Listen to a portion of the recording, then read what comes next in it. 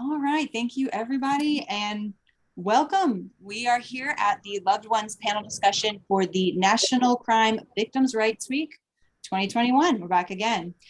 If you are unfamiliar with Loved Ones or LOVS, our mission here is to provide a safe, therapeutic, and educational space for individuals and families experiencing grief and trauma to heal. So while that's our wheelhouse, we are just one aspect of victims' rights services. And for this week, we really wanted to tap into the whole community. And we wanted to not only discuss this year's theme, but we wanted to talk about some current events. We wanted to discuss how we as agencies can come together and to build stronger networks to offer to these victims a more holistic package, if you will, when they come to us for their needs. And we want to go through and talk about that with some great panelists that we have here today. But before I do, I want to hand it over to our director, Farrell Robbins, and for her to say a word real quick before we get started. Farrell? Good morning. Can everyone hear me? Okay, good morning. I just wanted to say thank you so much. First of all, thank you, Randy, for putting this together. This is her project for victims' rights. So I'm just going to be on here real briefly, and I'm going to join the panel as well. So I just want to thank everyone for taking the time out to do this. I think it's really important that we come together as agencies and try and help one another, try and share resources with one another. We all have that same issue of funding.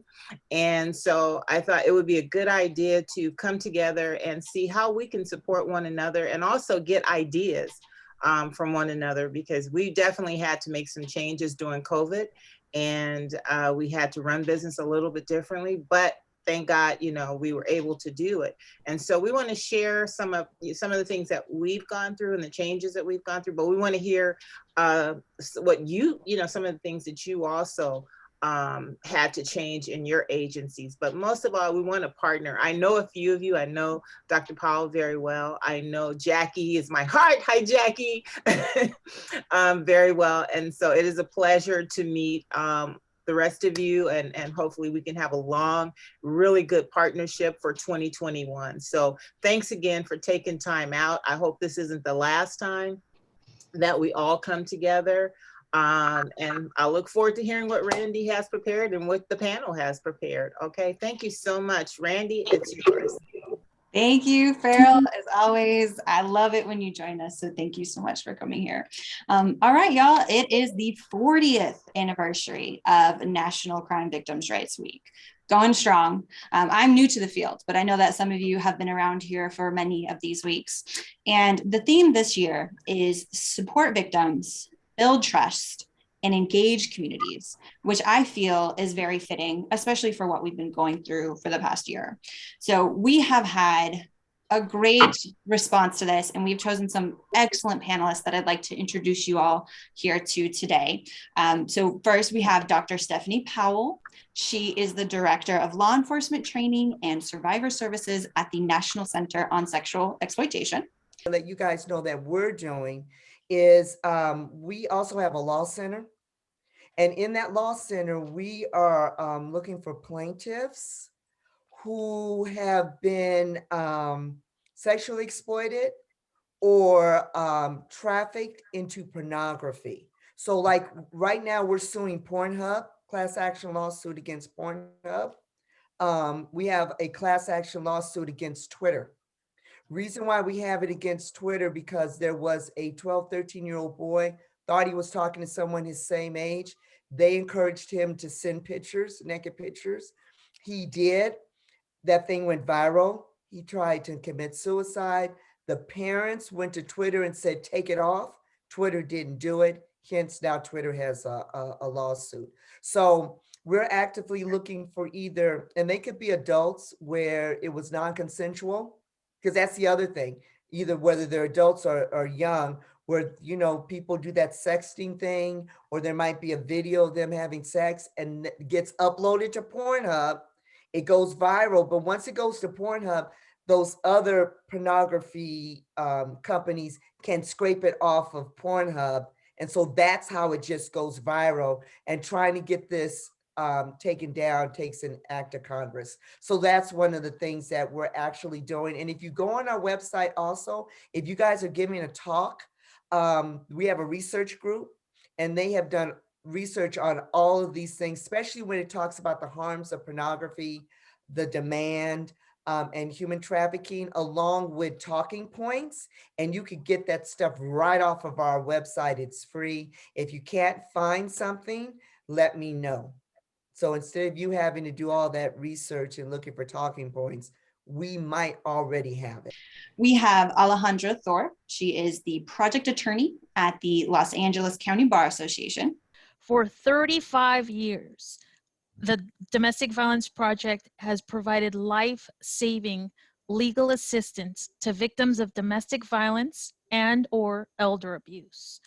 We're located on the second floor of the Stanley Moss Courthouse on the second floor, and we are currently providing remote legal assistance, but for those victims with disabilities or maybe they don't have access to internet, email, or telephone, we are still doing a limited capacity appointment.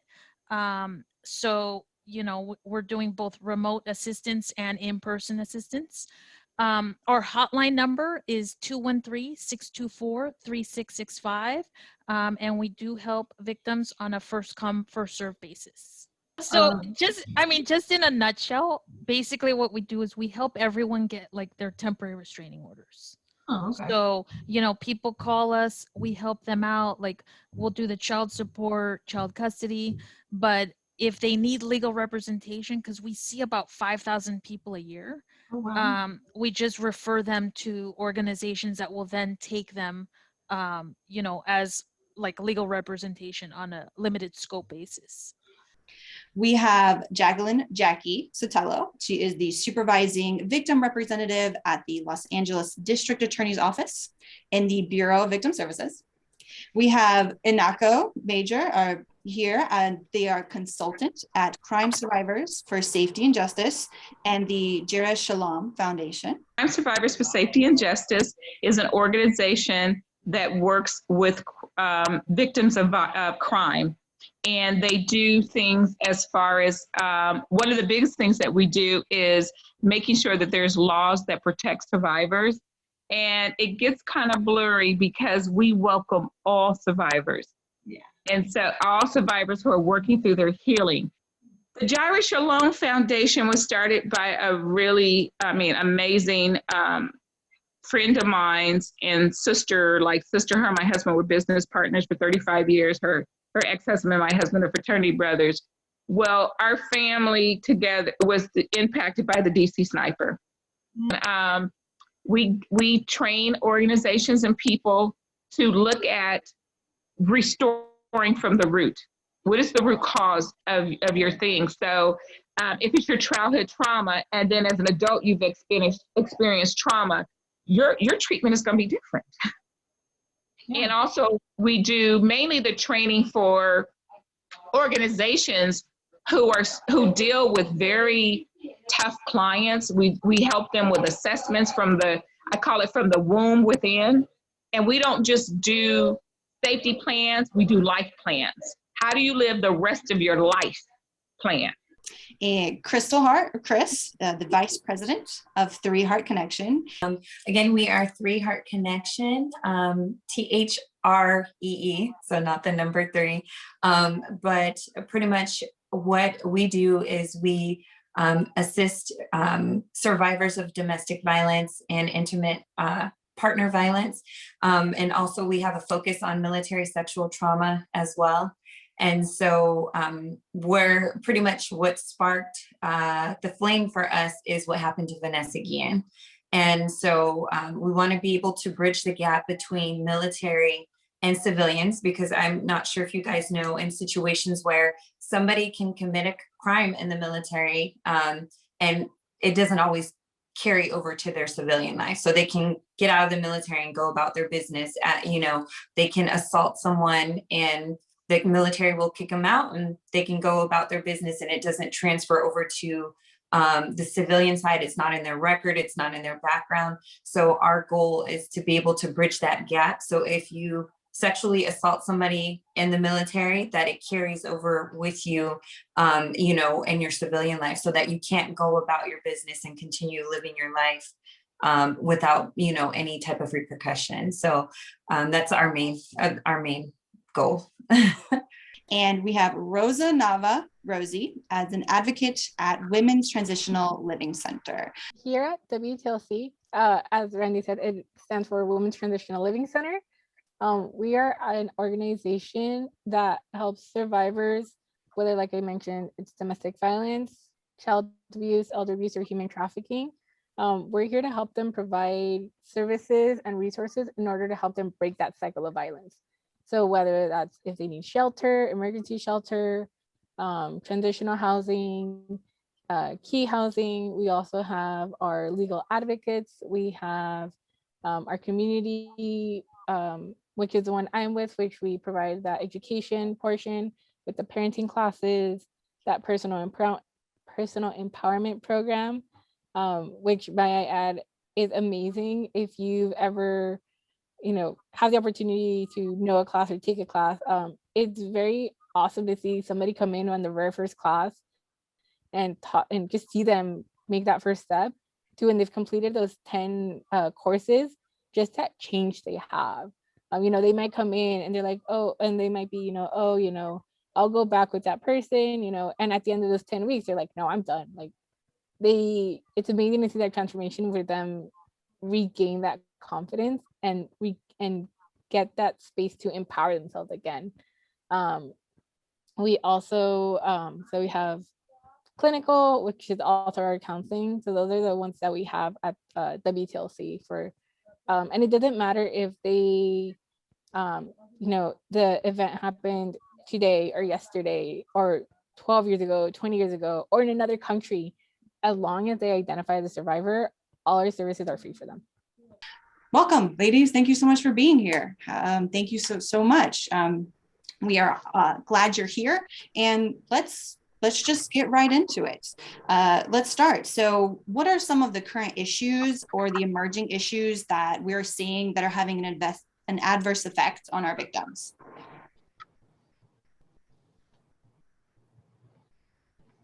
I can start if you'd like. I always get jittery on dead silence, so I'll I can start it off. So as you know, I'm with the National Center on Sexual Exploitation. So I can not only talk about what's going on locally, but what's going on at a national level. So as it pertains to human trafficking, and not only just human trafficking, but just youth in general, COVID has drove everybody inside and on their computers. As a result of that, especially when it comes to human trafficking, there has been an uptick on online usage, and which makes one that's already vulnerable even more vulnerable and at risk. So I'll just use one example. And this is one of the things that if you go to the National Center on Sexual Exploitation's website, the Dirty Dozen list, one of those that's on there is OnlyFans. And I'm sure a lot of you have heard about OnlyFans. Here's the problem with OnlyFans, and I'll go real quick. You have to be driven there. So you already have to have a fan base. So let's say you already have people following you on Instagram. You will then push them to your OnlyFans account because they can't find you just by going on OnlyFans. The problem is that it becomes a slippery slope. It has become a kind of a side hustle for young people as it pertains to sexual exploitation. So they may show a picture of themselves and then people will pay for them, right? So the more you show, the more money you make. The problem is that your fan base has direct contact with you. So therefore pimps are looking at those things and they're recruiting off of it because they recruit off of social media anyway. So I would just say that is one of the things amongst a numerous amount of things that are going on. So it's something just to be aware of. Yes, Dr. Powell, I actually agree. I agree with you definitely on the, I'm sorry, I don't know who I cut off. I'm so sorry, ladies, with the COVID. issue and everything that's going on with that, we definitely seen that our victims already feel isolated and confined. And now with this pandemic, it has prevented reporting the abuse or even to seek outside assistance. And now some suspects are not even being incarcerated because of COVID, and some are being released early. And that definitely impacts our victims. Yeah, I agree. That's something that I've noticed as well, is that, like you said, people are being released early because in some cases they may have not been convicted before. So it's like, oh, they may not be considered a threat. So the same abusers are returning home and terrorizing the same people that reported them. So yeah, that's something we're seeing. Correct. We don't even have an opportunity to get them and get them assistance and get them out because of that. And I think what I'm seeing in the courthouse is just the access to legal assistance, right? So we have all these victims at home spending time with their abusers. It's hard for them to make that phone call for that first help. And law enforcement, especially in Los Angeles, are under intense scrutiny. They're under an enormous pressure. They're not issuing those emergency protective orders. And lastly, I would say that at least in the courthouse, we don't have childcare anymore. So childcare is a big issue because, without having childcare here, victims are not going to come in and spend the time they need to get those protective orders. And I see you have your hand raised. Okay, yes, my name is Enako Major. One of the things that I'm noticing in the different areas that everyone is speaking about is one, especially dealing with human trafficking, is the demand. And it's the demand, and there is a lot of focus on providing services for the survivor and for organizations. But every time I address, well, what about the demand? What about the people that are purchasing? What about the people that are keeping this going? And I was told there's no funding in that. Move to the next question. So I'm saying if we can get to the root causes, because a lot of times we're looking at the fruit on the tree and we're not looking and asking the right question is, where did this come from? And I in our organization and in organizations that I affiliated with, is that all of us on this page was a child. No children are born bad. What happened at the root issue? And so some of the things I'm seeing survivors lacking is really getting down why and how did I become a victim? And answering the why question, because we tend to just look at what they've gone through, give them a Band-Aid. I worked in child welfare for 15 years. And I walked away because I was tired of seeing families coming back with 35 referrals, with so many referrals, because we kept putting Band-Aids on bullet wounds. Another thing, when people are released, the law enforcement has up to 3 years, the detective, to file charges. And I've seen in cases in child welfare where we think, oh my God, this person walked. And then they get enough evidence and a detective pours their heart into it. And we had a case similar to that. And the perpetrator ended up getting 132 years for sexually abusing 2 children. It took 6 years, but we got the victory. So one of the things I'm seeing is people committed. Are they committed and are they connected? And where do we fit in as a priority? It's not personal. Do our issues fit in your top 3? If not, then we're going to keep having this conversation, but we have to make these issues our top 3 and be committed. And if we can't do it, we pass the baton to those who can. So I'd like to add to that. Demand is extremely important to the National Center on Sexual Exploitation. In fact, that is our goal this year. We have done a lot of research on it. One of the top experts in the country is working with us. So if you go on our website, under resources, you'll see a lot of research that is done on demand. And one of our goals is to educate law enforcement about demand, what it is, what can you do to deter it, because demand drives the field, right, as it pertains to prostitution and human trafficking. And then lastly, there is what they call a John School here in Los Angeles County. So when one is arrested for soliciting for prostitution, they can go, it's a diversion program. They can go to John's School. The beauty of that is not only in terms of the curriculum, because they have a robust curriculum, but they have to pay for it. And a portion of that money goes to a nonprofit that is working with human trafficking victims. I know that Journey Out is one of the recipients of that. I am the former executive director of Journey Out. So I just wanted to add that as well.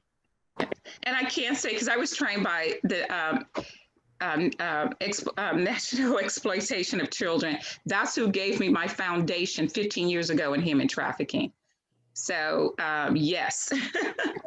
Excellent, excellent. Yeah, it seems that, I mean, all of us have seen where help is needed. And especially right now, COVID-19 has forced us all to come up with new ways to reach our clients. I mean, it's forced us. So for instance, at LOVS, we've had to move to telehealth. We are now seeing clients from the comfort of their home.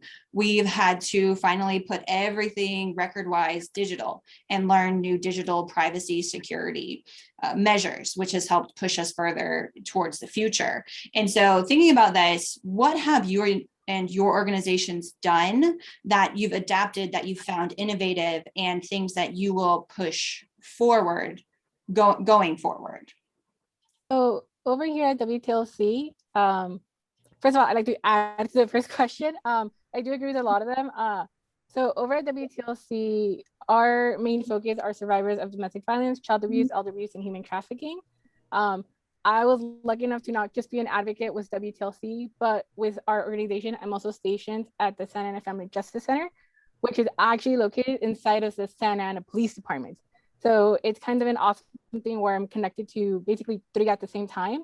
And I understand how difficult it is, especially with law enforcement, and then like talking about things about TV. A lot of times they think if there was nothing physical, it didn't happen. Unfortunately, that's the mentality that some people will have. But as I've had a couple of presentations with RPD here and letting them know, you know, why it's important for them to give out services, even though they may not give an order or arrest somebody because there was nothing physical. Because a lot of times we do have programs that we used to have in person that now, as Randy said, you know, we also moved on to telehealth. So our survivors can talk to their counselors, their therapists through telehealth. We also have our personal empowerment program, as well as our parenting program that we've also moved on to virtual. So this has actually helped us because we've been able to reach out to those people that maybe didn't have childcare when we were in person, because now they're at home and they can be watching their child as well as taking this class at the same time.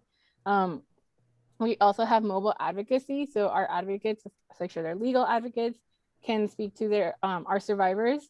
And we also have a live stream that we have that's weekly, where we continue to teach not just our survivors, but anybody else in the community who may follow us on social media about certain topics, about emerging topics as time goes on. So those are some of the few new things that we've actually implemented now with COVID, with everything that shut down and stopping in-person services. Yeah, definitely. Virtual is the way. Is anyone else finding that they've adapted virtually or doing something much different than what they used to do? Well, with us here at the Bureau of Victim Services, it was never a practice to mail or email or just provide applications or hand out applications. It was, let's do those the California Victim Compensation Board applications in person, so we could know who's providing the information, you know, just to make sure it is the applicant, it is the victim signing and those applications. But now we found emailing the victim and then guiding them over the phone on how to fill it out, as long as we get the signature page, has been helpful. Most of our victims communities, they have smartphones, so it's pretty easy now to sign those applications over the phone and just submit them, you know, CalVCB with our claims unit. Very, very helpful and being flexible in that end for now, receiving, you know, we could either receive it by fax, by email, by mail, and not worry about the date and not worry about how legible the the paperwork looks, as long as we have a signature. So I know that's something that we've done that's been helpful for our program to help our victims. One of the things that we did with Heart Connection, we actually started during the pandemic. So we don't have prior knowledge to the experience during, I guess, normal times. But one of the things that we've been doing here, we actually recently had a virtual 5K to support victims of domestic violence. And so for people who are, too scared to leave their homes, you can get on the treadmill. And so that's one of our 3 pillars is, mental well-being, physical fitness, and advocacy. And so we do believe that with physical fitness, it does improve your mood. So we wanted to kind of do something to cheer everybody up and kind of do something where everybody could come together. And so the virtual 5K, people could post pictures of themselves walking with their families or on their treadmills and different things like that. So it was a fun way to incorporate, doing something virtually in the middle of a pandemic. So that sounds great. Yeah, that sounds like a lot of fun. Yes. I know at Crime Survivors for Safety and Justice and the Jireh Shalom program, one of the things that we did a lot of is finding out what our survivors wanted and how knowledgeable they were with technology, because I was married to, my husband, who's deceased now, was an engineer. So I was so spoiled with technology, and so conference calls, the virtual stuff was easy, was not new to me. And then also being a social worker, going into the prisons, going into jails, where I had to interview a lot of people over TVs and different things. So that came easy, but it was just really seeing how advanced, how comfortable our survivors were, and if they were, which platform you were comfortable. Was it comfortable on the telephone? Was it Zoom? And then we offered classes, where people can learn how to do all the social medias. I did not have any social medias before the pandemic. No Facebook. I didn't even have internet in my home or TV. So those were things that I had to do a self-assessment, be comfortable with it, let our survivors know how delayed I was. And then all of us got together, and then CSSJ ended up providing so many trainings for everyone and it was like remedio to mediate to high, and did videos and stuff. So I think, asking the survivors, what are you comfortable with? What do you want? What would you go on? What is you're most comfortable with? And so those were some of the things that we did. And we made the environments when they came on safe and where they could do the same things. Another thing we did is I send cards and writing and developing a connection with people, because in all the work we do, if we don't connect with people, then it's kind of like surface work. So I just went back old school, writing letters, sending cards, picking up the phone, calling people, taking the time to go step by step with you on the computer, listening to your fears and your concerns outside of the survivor, but just with technology, because this is not going away. I said, this is just like, I can age myself with the CD player and all that, and technology and the computer. And it's like, I'm gonna keep my CD player. And now, so I look at this as get ready, change your mindset. And I've used that with all of the clients saying, with their age, well, you know what? Box TVs. I was one who rebelled against it. Now I got a flat screen. I still had a box TV. So those are things that helping people feel comfortable with change. And that's all it is. It's about change. And people are afraid of change. And change starts wars. Yeah, no, and Enako, thank you for mentioning that, because you bring up a really good point when you mentioned kicking it old school, is that we have so many underserved and marginalized victims, that don't have smartphones, that don't have access to technology, or for whatever reason are often overlooked. So how are we reaching those groups? How are we seeing who we service, finding those that are overlooked? How are we reaching out to them, especially right now? And just like Ms. Jefferson said, we keep those letters. We've learned that sometimes, especially for our domestic violence victims, sometimes it's not safe to give them the call because we don't know who's there. We don't know who's answering. So a letter, a letter just outreaching, providing services. I know we definitely have created partnership with different organizations so we could work together in outreach to victims. I know when I was assigned to the homicide unit, the interventionists that were out there, programs like Volunteer of America, the Mayor Crisis Response Team, all those were definitely a partnership that I love working with because they were there. They're there on the scene, obtaining information, obtaining next of kin, contact, who it is, who should I be outreaching to, so it could be a direct contact. So definitely our partnership with different organizations. Just to echo in with what Jacqueline is saying, I agree with her wholeheartedly.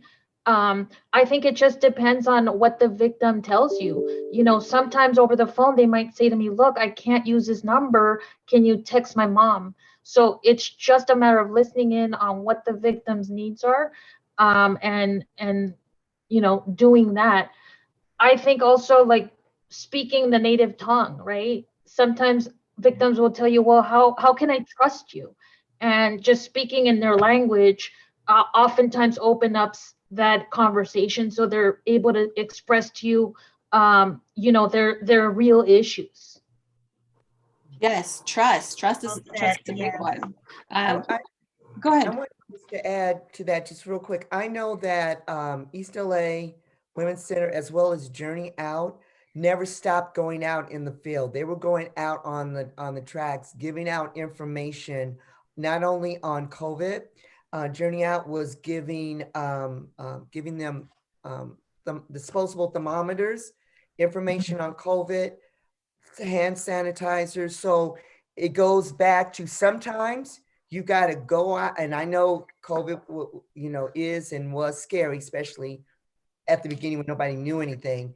Mm-hmm. But sometimes you got to go out there. You got to, because the bottom line is, and the one thing that I thought about, because when COVID started, I was at Journey Out, and my thing was, when are they going to need us the most? The people that we're working with are the most marginalized. Who's going to die from this thing, right?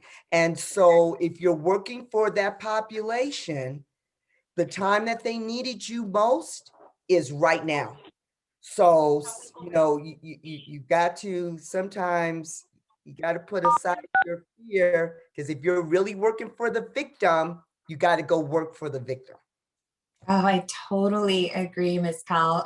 That's actually something I was going to mention as well. Very similar. We still have had staff meet with people who need it, because we have victims that their abusers, they can track them on their phones and different things of that nature. So sometimes talking to them on the phone may not be the safest for them. So we have had staff, of course, within CDC guidelines, wearing their masks, with the thermometer, making sure that they don't have a fever, and same thing, making sure staff is also not getting anybody else sick. We still have had to have people meet because they were afraid to use their phones. So, and I think they felt like, how can I trust you? I just hear a voice on the phone. I need to look at you face to face. So yeah, I definitely agree. Yeah, and it's the one of that three component of this year's theme. It's the whole building trust. And it sounds like all of these methods would work especially well with, undocumented victims, extremely fragile victims that need to testify, those transitioning back to their new normal. Like Dr. Powell said, hitting the streets, and, everyone here has said, listening to the victims. And those are excellent takeaways for when we're dealing with all kinds of victims, especially the marginalized ones. And, we talk about a lot of the activities that we do, but we're nonprofits. We are donation based. Okay. We make every penny count. So here at LOVS, for instance, especially since the pandemic hit, a few of the things that we're doing, we have fundraised. We're utilizing partnerships with Amazon Smile and Ralph's community rewards programs. We've taken advantage of payroll deductions. We've done Facebook campaigns. So how have y'all engaged the community, done these things that we need to do at little or no cost? What are some of those ways? For us over here at WTLC, we also have a partnership with Amazon Smile. So that's one of the, it's an awesome partnership, I believe, that we have. But another thing is from the funding that we already have, and from just the fundraisers that we'll have over the years, a lot of that money will actually use to buy gift cards to give to our survivors, whether it's somebody that's in our shelter that needs a gift card to Target or Walgreens or CVS, or even that's somebody from the community that may be taking a parenting class, or somebody that may be going through counseling, and they might, let us know, you know what, it's especially right now during COVID with some people not going to work, some people being laid off of work, letting us know, hey, I'm having trouble with groceries this week or things like that. We are able to provide them that help with these gift cards that we have from the fundraisers that we've had and from the funding that we receive. I've heard of a lot of companies using Amazon Smile. That's a big one, the gift cards. So building trust with your community, right? At least for us, we have a lot of volunteer attorneys who come in and help the project. Just having a good relationship with those, volunteers sometimes resonates with like a donation from them. So not only are they donating their time, but they're also donating money. Also, just engaging in speaking events. Sometimes you think, oh, I'm not gonna, get anything from this speaking event, but you meet someone, you network, and there's a possibility for a donation. So just putting yourself out there, just doing as many events as you can, and just meeting different people. Sometimes your own victims will make a small donation. So it's just, I think, building these great relationships with people and having them remember your face, your name, and seeing the good work that you're doing has worked for us. Mm-hmm. I would like to piggyback on what she's saying about the survivors, allowing them to give back, whether it's picking up the phone and calling someone and checking in on them and seeing how their day is going. And so during the pandemic, what we did was every month we give the Jireh Shalom give back to organizations.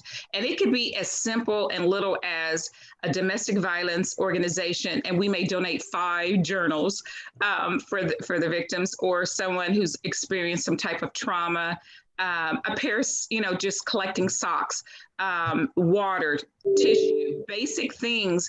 And everybody jumped on board, even those people who were pressed for financially, and it was like, I'll go to the Dollar Tree and get 6 bottles of water. Well, I'm going to take it over to this organization, because at the end of the day, as a survivor, as a victim, you want to give back. You want to, and that's a part of healing. So we really advocate as a part of healing is paying it forward, whether you're helping someone else, even going. And so with the a lot of the things we did was we asked organizations, what is your mini wish list? Like, just going to the Dollar Tree and buying 5 packs of thank you cards, which comes 10 in a pack. So we just went to different organizations and said, what is your mini wish? And we gave them a limit, and it's just taken off. And one of the organizations, we reached out yesterday, and they service homeless people, but they're starting to see a fluctuation of women who have been exploited, and we're in San Bernardino on G Street. And they said, can you bring water? Just, so we looked and was able $20 for 5 cases of water for organizations. So it's really being creative at this time. Pencils, papers to people of domestic violence with children, art books, different things where they will also feel like in treatment and with the therapist. So that's what we've been doing. And then also we've been honoring and recognizing nonprofits who had to lay off staff. So we recognize them. And last week with the Free Project and not all of us are none, but we did a basket for their staff, for their self-care retreat. And so those are things that we're looking at. How do everybody on this page that is working, how do we give back to you? Because the clients, yes, we love them. The survivors, we love them. But what about you? And I'd like to add to that, because I think that, you know, what you guys are doing is great. And I think it's so important. And we began this discussion talking about collaboration. And so I think it's also important, you know, there might be some organizations who have been given more paper towels than they need, or more sanitary or stuff that they need, right? Why not share that with another organization that might be more grassroots than you are?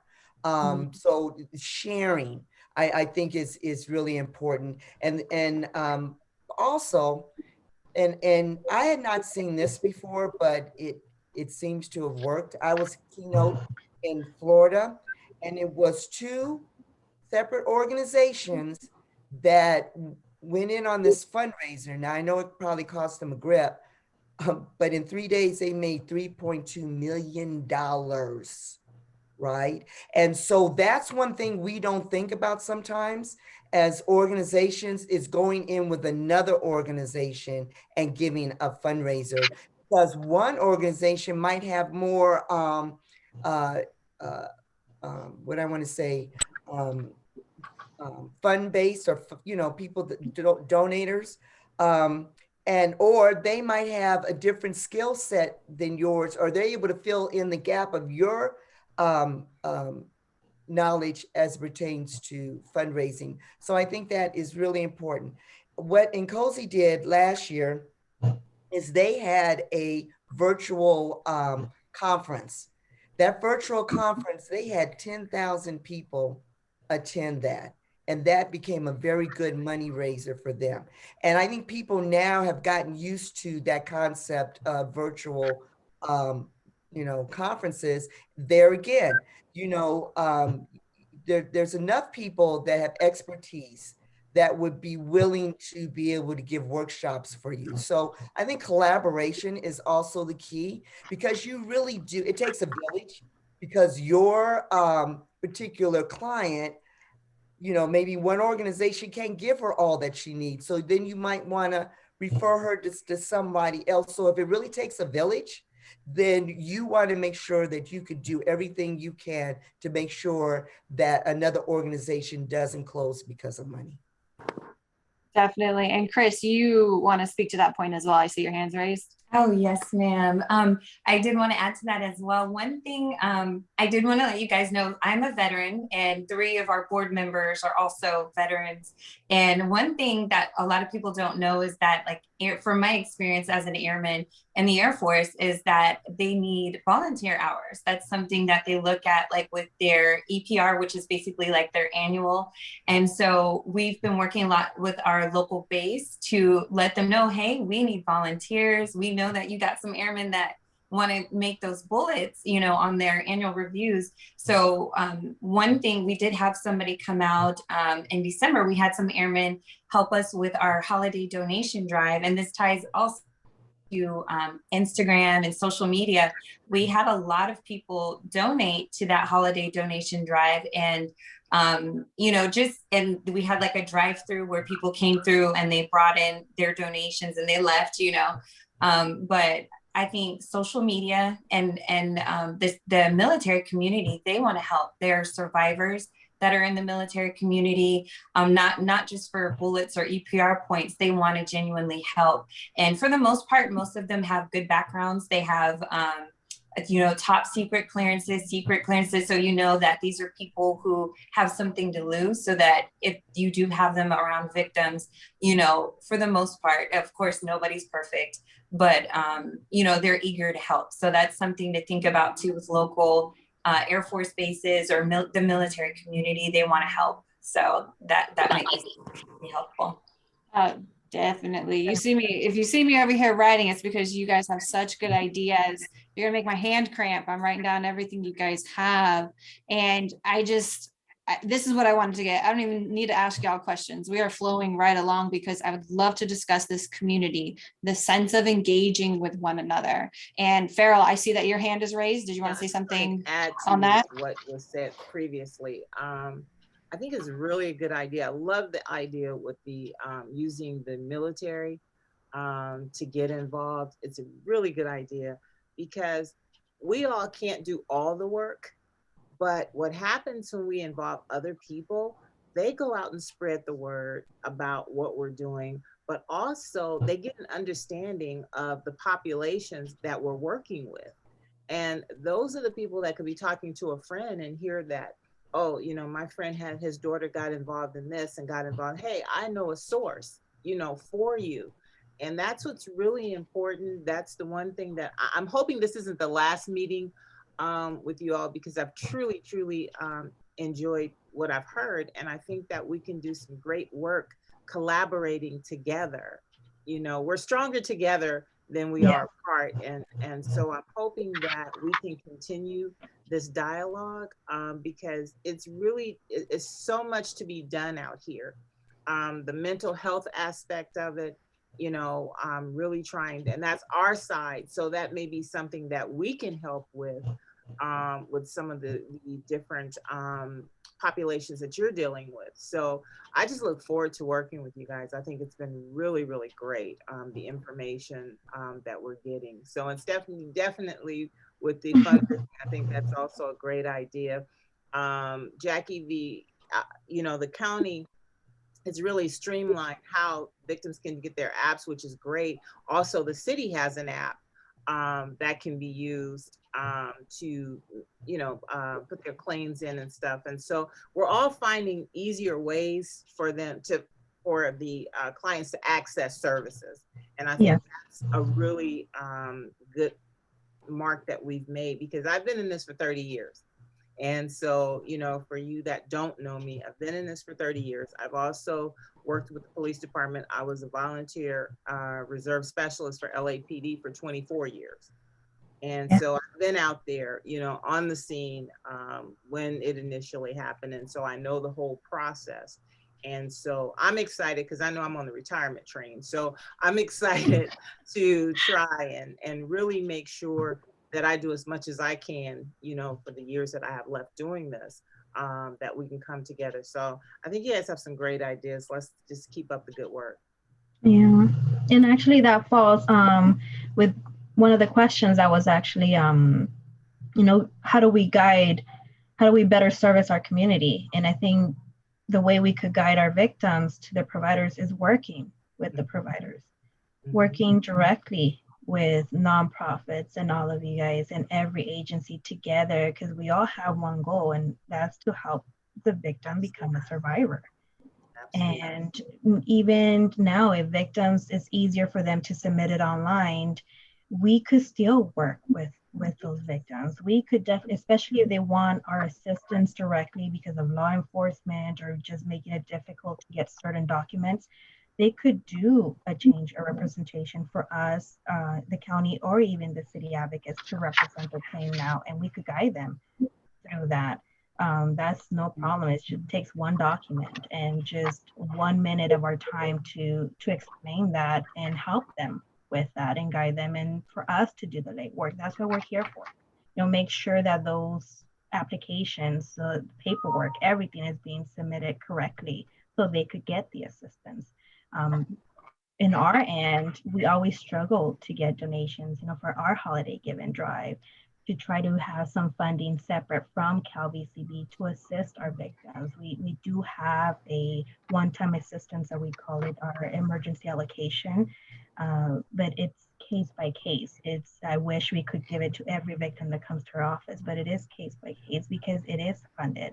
If the money runs out, we don't, you know, how are we going to be able to provide that amount for another victim, for a mom that needed to leave with their kids and leave everything behind because they just had enough, or for our homicide victims? You know, the homicide happens right in front or in their home. You know, it's not fair for them to try to sleep there at night knowing that their loved one passed away. And there's a crime scene. There was people all over that area, either forensics or just investigators, you know, people taking pictures. That's a mental picture that they're gonna have to live with the rest of their lives. So why not try to have that for them? I want to agree with Jackie and add on to that. Like I mentioned, I'm also at the Santa Ana Family Justice Center, which the awesome part of it is that we're inside of Santa Ana PD, and we're actually 16 organizations all in Orange County, and we're all under one roof. So like Jackie said, we want to take away that legwork for our survivors.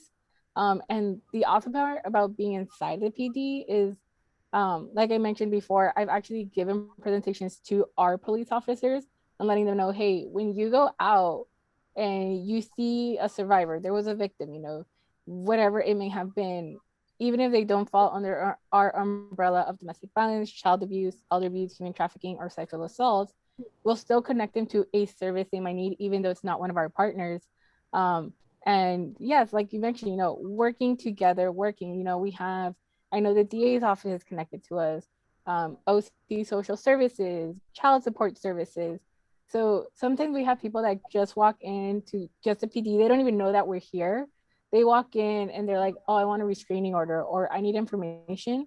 The lobby will call down one of us. So one of the advocates will walk down and we'll talk to these survivors and we'll connect them to a restraining order. Maybe they got an EPO from an officer the night before or the week before and they want to extend it. We can do that for them here. So it's one of the amazing things is being all under one roof. And like y'all mentioned, having a connection and talking with the other organizations, because maybe like for us, Waymakers is the one that comes in and does our restraining orders. Maybe they're not here to help them that day and that person needs an in-person help right away. We can have them come in the next day when WTLC's legal advocate is here, or we connect them to DVAP that can help them do it online. So I completely agree that having a communication with at least somebody in the different organizations with the different, I lost the word, areas. Somebody mentioned counseling. We have, somebody that can help them with counseling. We have legal, we have all these things, and sometimes their survivor doesn't even know that they need that service. Sometimes they don't even think about it. Just coming in here, talking to one of the advocates, feeling listened to, we only let them know, hey, we're so glad that we're here. First of all, we thank them for coming because we know that that's the hardest step. Mm-hmm. That hardest step is making that first step and seeking help. So we thank them for coming in, and then we let them know, this is what we have. You can decide which one you want us to connect you to. Because at the end of the day, we want them to have that power of making the choices because they are the ones that are behind the wheel of their own lives.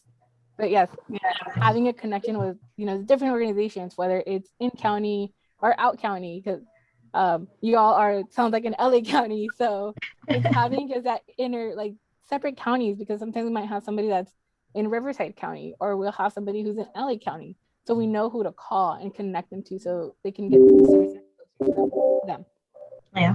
Yeah, exactly. And the reason I even reached out to you guys or was able to was because I had resources. I didn't know anyone except for Farrell on this panel before today.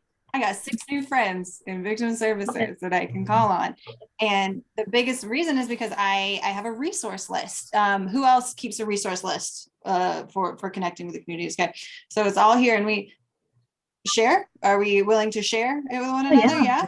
Okay, I'd love to, and I'd love to be able to compile that. If you could send it to me, and then everyone who's listening, if you want some resources, drop your email address in the chat, please. Drop your email address, and we'll be able to send out a whole list so that we can accomplish what we're talking about doing here. Also, for those who are listening, if you have any questions, we'd love to be able to answer them. So again, please put that in the chat. We want to be able to answer those as well. So put your email address. If you have a question, let's get that on. And yes, Enako, yes, the roundtable every Thursday from 10 to 12 p.m. There's a roundtable that goes on. That's awesome. That's where I got my resources. Thank you for that. That's one of the things I was actually going to mention. One of the changes that we have, which were amazing with this virtual, everything going virtual, is they've been hosting that roundtable every week, Thursday, and it's been amazing. I've heard providers receiving assistance from other providers that they didn't know about with things they needed. So yes, thank you, Enako, for mentioning that. And Shari Farmer and Patricia are amazing. And there's at least 112 to 124 organizations on this call, and every time before they're closed, they say, what is your need? What do you need? What are you struggling with? And every need is met. I don't care what it is, everybody. So that's been a really powerful platform for me, for Jireh Shalom, because our other organization kind of don't fit with it, but I've been able to attend, under the Jireh Shalom. But, and they put their action speaks louder than words. They actually make sure that your organization has what it needs. And what was so unique is the population, African American and people of color.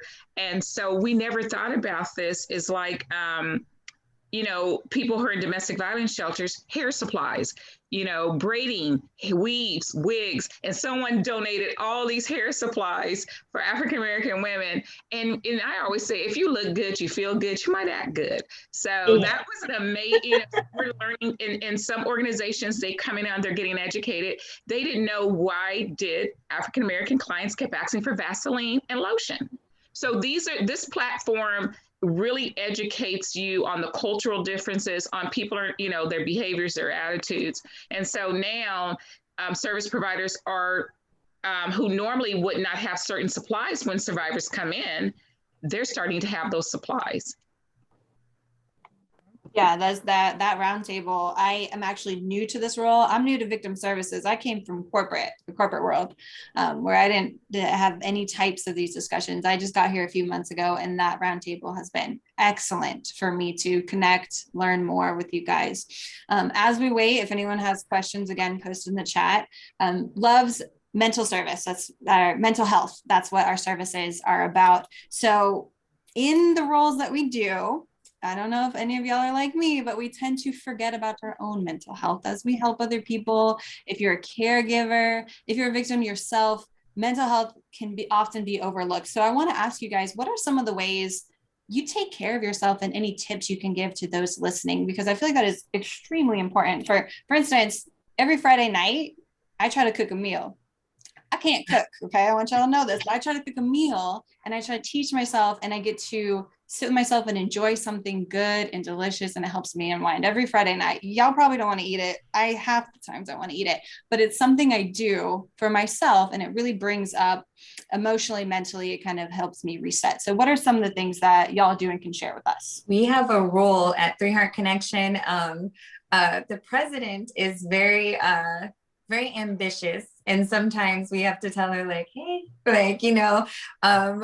most of us still have regular 9 to 5. So on top of what we're doing, we're also working corporate jobs as well. So we have a rule that on Fridays, we have no meetings on Fridays at all. So that everybody can take time to be with their families, with their children. So that is one of our rules. Oh, that's nice to hear. Well, we definitely, in Bureau of Victim Services, we do take mental health serious. One of the things I like to do is know myself, know my body, know where I'm at physically, emotionally. When I'm working this case is when I was in homicide, just as an example, because I did homicide for over 10 years. That's where I'm at. So the main thing I learned is I avoided seeing the crime scene photos. I avoided seeing any videos, any evidence. So I don't have that picture of their, when I'm working with the family of their loved one. They don't have that picture. Some didn't even know how their loved one was murdered. So I wasn't able to let them know that due to investigation purposes, but that's one of the things I learned not to do. Avoid the photos, avoid a full crime report. I don't need it. All I needed was to know that the loved one was murdered. The detective was willing to sign, and I'm there to provide the assistance, and I had my resources for them. That's all I needed to do my job. So I think that's one of the main things I do. It's just know where I'm at. Yes, very important. And as we continue, Chris, I'm gonna get to you. But again, if you have any questions for the panel, please put them in the chat and we can ask them live. But Chris, go ahead. Oh no, I was just applauding what you said. I love that. Jackie, Yes. let me add to Jackie, that's really important, and it's an important point that you have to only take in so much. We try to train staff as well when we're doing when they're calling in and we're taking initial reports. You don't need every detail. And we used to have some people that want every detail. And I said, you realize that you're taking that in, on every call. And so it's really important that you protect your mental health, your physical health, because you will get burned out. And your health, I've been in this, like I said, 30 years. And so I've seen other agency directors and executives that have developed serious illnesses because of carrying this. This isn't an easy job to carry. It's not easy to be out here being an advocate and raise funds and try to keep, your staff happy and try to keep the community happy. The community. Yeah, community especially. It's a heavy burden that you can carry, and you have to learn when you need to step back. And that was why after 24 years with the department, I decided that I needed to take a step back, because I was running this and that, and it was just you're getting too much stuff, And so my goal now is just to pass on some of that knowledge that was gained in those 24 years of volunteering. And so, we wanted to close with you taking care of yourself and finding out what people do. Do you take a ride down the beach? What is it that you do? Like Randy said, cook a meal. It's important in this business. You give so much. It's important that you think about yourselves, and it's not being selfish. It's being able to be healthy and continue doing the work that you do. So I'm glad to hear that you all are doing some of those things. And I want to hear some more. Well, what I can tell you is this is like my worst, that I just don't do it. So what I can talk about is all the reasons why you should from someone who doesn't do it. And I did 30 years with the Los Angeles Police Department. I retired as a sergeant. And I went from there right into journey out into the other aspect as it pertains to victim services. So I am on all the time, and I'm all over the place. And so I do recognize that I do not take care of myself, but I'll tell you how it meant. And so for me, I think being a police officer, and I've worked, South Central, and, I've child abuse, and I mean, I've seen the awful sides of humanity. And so what you have a tendency of doing is tucking that all in and just going to the next. So what also in victim services, what you do is you hear this horrific story of what happened to somebody, right? And you have the empathy and all those things, but then you just go on to the next. So you're not actually processing itself. So I know for me, how it will manifest is, and I'll just use the example of even things that happened to me during law enforcement still will manifest itself. Like if I see the riots that are happening now, right? I get that same feeling that I did when I had to do that during, Rodney King. So it does. So all that to say, you guys listen very closely to what they're saying. Don't be like me, because it is extremely important, because it does manifest itself in other ways. And sometimes I may wake up and I feel sad, and I'm wondering, why am I feeling so sad? Nothing really happened. And then I'm going like, oh, because you need to take care of yourself. And I just wanted to emphasize that from the other point of view, from someone that you just gave me an idea. I'm also a coach. So you just gave me an idea for the service providers to, maybe I'll do a little online thing. Maybe service providers can come and vent at that time and see if we can teach them to take care of it. Farrell, one thing, when I was an ED, the one thing that I thought about that EDs don't do, because the pressure on EDs is horrendous. And a lot of times EDs are not talking to EDs. So I think, especially with your coaching background, it probably would be great, just like if, every other month or every quarter, EDs were able to just get together, right, for their own self-care and their own coaching. Because I know in this realm that we're in for service, I don't see EDs doing that. And again, and what that does, it starts to form relationships and partnerships. And so that would be a great, like a ED retreat for them. All right. Thank you. ED retreat. Dr. Powell, take care of yourself. Take care of yourself, Dr. Powell. This is your reminder. This is your reminder. So we're coming up on close. We're coming up on close here, but Rosie, I see your hands raised. Do you want to add something here? Yes. So yes, I agree with everybody. Self-care is important. I know here with us at WTLC, we actually have weekly supervisions with our supervisors. So even though we might forget, like Dr. Powell said, we forget to do self-care, our supervisors will check in with us once a week and they make sure that we take that self-care, whether they might gift us 4 hours, so we can take a half day, or they gift us an entire day so we can go and do that self-care. But one of the things that's worked for me is this actually happened first in my personal life, because I've actually only been here for about a year, since March of last year, February. But it's exercising, just going to the gym for an hour. And trust me, I was somebody who would not step in the gym before at all. So just exercising, driving down PCH and singing karaoke at the top of my lungs by myself in the car. That's one of probably the best self-care that I have. Or even just driving through a canyon, just letting it out. Because yeah, sometimes, we do hear stories and they are super impactful, especially if it's maybe, I know for me, at least with the community that we serve, I'll see somebody or I'll be talking to them and I'm like, oh, this sounds very similar to maybe a family member, or just how that person is will resonate, that they seem like somebody close to me, that I need to force myself to take that self-care, even if it's just 5-10 minutes after seeing a participant, taking a deep breath, lighting a candle, going outside for a quick walk before I come back and speak to my next client. Yes, awesome. And Enako, you have your hand raised as well. Oh, yes, and I'm picking back on everybody because I was definitely what Stephany was saying, but I developed what's called a healthy container. And because sometimes our self-care varies. And one of the things I looked at was emotionally, I was pretty grounded, coaching, talking to the right people, spiritually, but physically, I was bankrupt. I wasn't exercising, I was eating on the go. And I said, and a lot of times we forget about endurance and about keeping up.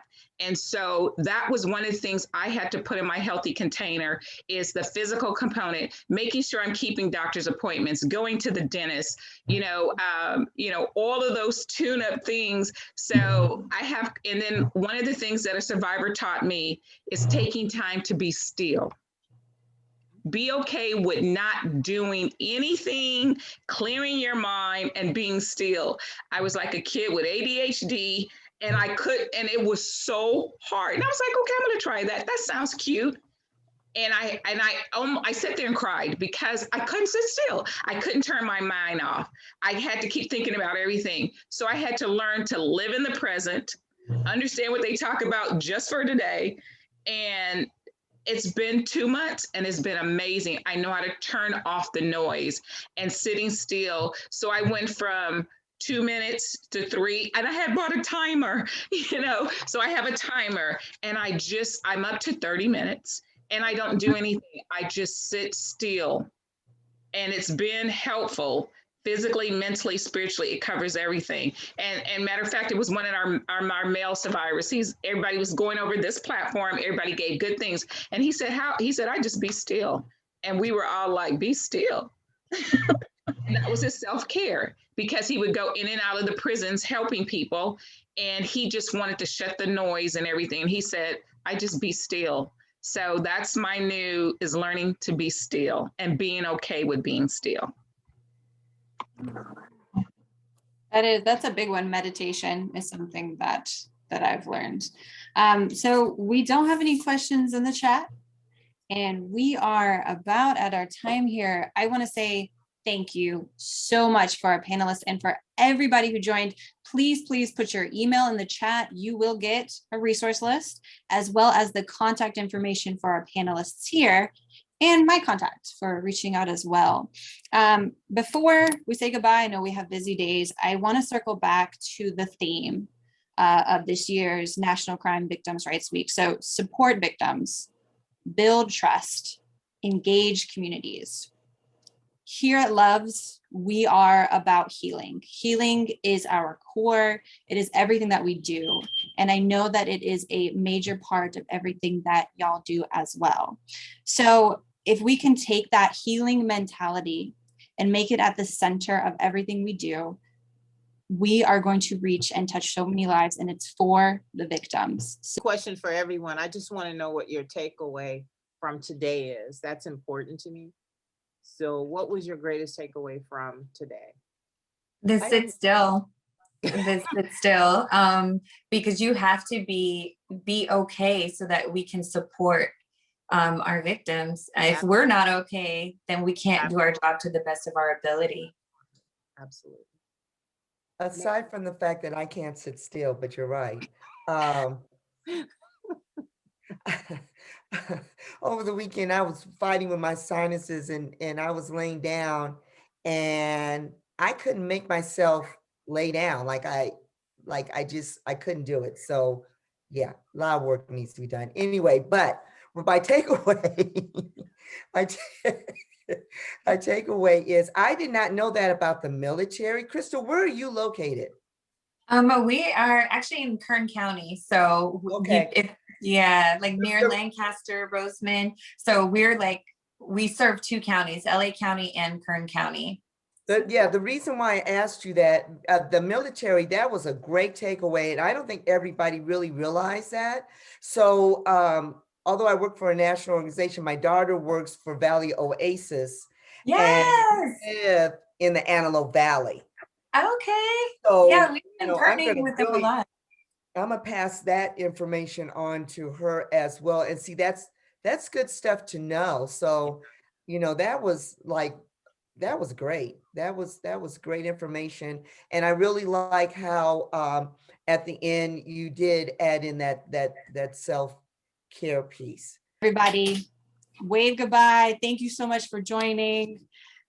We'll talk, and happy National Crime Victims' Rights Week, guys. Let's go out there. Let's take care of ourselves and let's do it. All right, y'all. Thank you, everyone. Have a great week. Yes, thank you so much. Thank you so much.